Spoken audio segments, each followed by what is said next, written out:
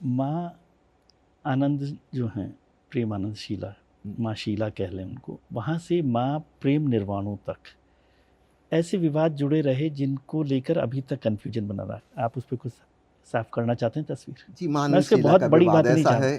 माँ आनंद शीला का विवाद ऐसा है कि जब वो आई थी, शिष्य के रूप में आई थी, है ना, समर्पण भाव से आई थी, लेकिन किसी को तो संभालना पड़ेगा, व्यवस्था कोई तो संभालेगा, XYZ, तो संयोग से उनकी वही जिम्मेवारी आई। अच्छा, याद रखिएगा, जो बहिर्मुखी व्यक्ति है ओशो उसको बाहर का काम करने की जिम्मेवारी देंगे। जो अंतर्मुखी है, जो ध्यान में डूब रहा है, समाधिस्थ हो रहा है, वो बाहर का काम संभाल ही नहीं सकता, है ना, उसका पैटर्न अलग है। तो ध्यानी लोगों का यह बड़ा समूह, लेकिन इसकी व्यवस्था संभालना एक एक्सट्रोवर्ट व्यक्ति चाहिए। तो इसलिए ओशो जब भी किसी को सेक्रेटरी बनाते थे, वो चुनिंदा एक्सट्रोवर्ट लोग होते थे, उनकी ध्यान में उतनी रुचि नहीं होती। तो आप तो गए हैं ओशो, मैनेजर हैं, वो मैनेजर हैं, है ना, उनको मैनिपुलेशन आता है, मैनेजमेंट आता है, इकोनॉमिक्स आती है, फाइनेंस संभालना आता है। नेचुरली वो एक्सट्रोवर्ट संसारी प्रवृत्ति के हैं, तो वही लोग वही काम संभाल सकते हैं।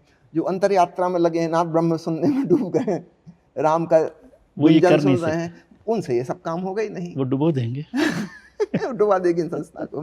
तो अब यहाँ से क्या शुरू होता है, तो शिष्या के रूप में आई, लेकिन ध्यान में कोई रुचि नहीं, ओशो को प्रवचन सुनने में रुचि नहीं। ओशो जब प्रवचन देते थे, शीला तुरंत सो जाती थी वहीं सामने। ये वाली बात आप ओशो के प्रवचन में सुन सकते हैं। ओशो प्रवचन में एक में कह रहे हैं कि शीला, आज तुम जागी हुई बैठी हो, 1 महीने पहले तुमने एक सवाल भेजा था, आज मैं उत्तर दूंगा, तुम जागी देखो तब तो मैं उत्तर दूं। किसको उत्तर दूं? 1 महीने से मैं रोज लेके आ रहा हूँ सवाल कि शायद आज जागी मिलो। अब आप समझ लीजिए कितनी अंतर्मुखी वो होंगी। कोई अंतर्मुखता नहीं, है ना।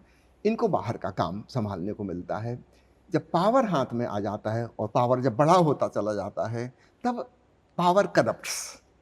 ये साइकोलॉजी में आप सब भली भांति जानते हैं, इसको समझाने की जरूरत नहीं, है ना। पावर के साथ करप्शन आ जाता है। हम जिन लोगों को प्रतिनिधि चुन के भेजते हैं, विधायक बनाते हैं, सांसद बनाते हैं, तब वो भले आदमी थे, वहाँ जोड़ के आपके द्वार पे वोट मांगने आए थे, वो खूब अच्छी उन्होंने अपनी योजना बताई थी कि देश के लिए क्या करने वाले हैं। लेकिन एक बार हमने वोट दे दिए, एक बार वो चुन लिए गए, फिर वो फटकते नहीं हमारे पास, फिर वो दूसरा ही खेल शुरू हो जाता है, हम सब जानते हैं। तो सत्ता की एक खूबी है, सत्ता जो है वह व्यक्ति को भ्रष्ट कर देती है। तो ये एक सामान्य मनोवृत्ति है। तो शीला के साथ भी वही हुआ, है ना। जब वो इतनी पावरफुल हो गई, एक बार एक इंटरनेशनल पत्रिका में छपा था, पूरे विश्व की 5 शक्तिशाली महिलाएं, 5 मोस्ट पावरफुल वुमेन, उसमें से एक शीला भी थी, इंदिरा गांधी भी उसमें से एक थी, और 3 और कोई थी। इतना पावर जिसका कोई हिसाब नहीं, है ना। फिर उसके भ्रष्ट हुआ, है ना। फिर वो पॉलिटिक्स शुरू हो जाती है, शोषण शुरू हो जाता है, अपराध शुरू हो जाते हैं, वो आप सब जानते हैं। तो इसको आप ऐसा समझिए कि जब किसी को हम पावर देते हैं तब वो एक भिन्न व्यक्ति होता है, कालांतर में वह बिल्कुल बदल जाता है ना। हमने उसको शासन सौंपा था, वो हमें पर शासन करने लगता है। ऐसी कुछ कहानी है, इसको एक सामान्य ह्यूमन साइकोलॉजी से समझेंगे तो बिल्कुल समझ में आ जाएगा। ठीक है, मैंने इसलिए आखिर में इस बात की, क्योंकि ये चर्चा होती रहती है। माँ प्रेम निर्वाणों पर भी कुछ आप बोलेंगे?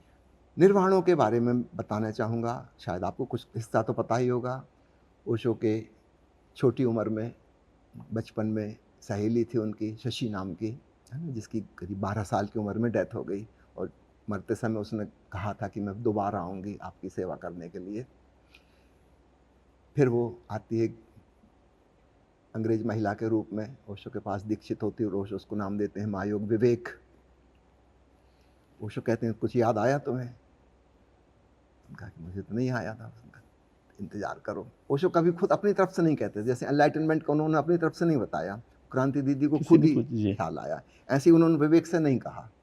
कुछ समय के बाद अचानक विवेक को सब वो पुरानी घटनाएं याद आ गई। गाडरवारा में नदी के किनारे एक खंडहर मंदिर था, और एक लड़का था रजनीश, जो वहाँ आके बैठ के ध्यान करता था, चुपचाप बैठा रहता था। कई बार लेटा है तो लेटा ही शवासन में घंटों घंटों बीत गए। इसका घर पास में था, ये देखती थी कौन लड़का है, इसको दया आती थी, कभी पानी लेके, कभी चाय लेके, कभी रोटी खाना लेके आ जाती थी, टिफिन लेके, बहुत देर हो गई आपने खाना नहीं खाया। ऐसे दोस्ती वहाँ से शुरू हुई थी, वो भी केयर टेकिंग से शुरू हुई थी।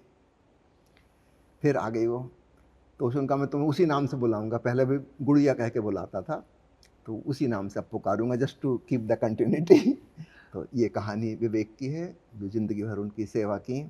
और विवेक ने जब देखा, बाद में ओशो ने उसी को निर्वाणो नाम दिया। कई बार उन्होंने नाम चेंज किए हैं लोगों के, निर्वाणो नाम दिया। ओशो का जोर इस बात पे था कि तुम किसी नाम से आइडेंटिफाइड मत हो जाओ।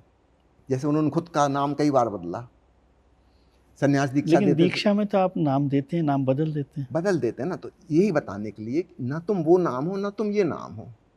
Gate disidentified with the name. नाम रूप इससे तादात्म्य तोड़ो। और कई बार संन्यास कोई दीक्षित हो चुका, उसको फिर दोबारा नाम दे परिवर्तित देते किया उन्होंने, क्योंकि देखते हैं उसका आइडेंटिफिकेशन उससे हो गया, तो उससे जुड़ाव हो गया, जुड़ाव हो गया, तो फिर चेंज कर देते थे। तो ओशो ने निर्वाणो नाम उसको बाद में दिया।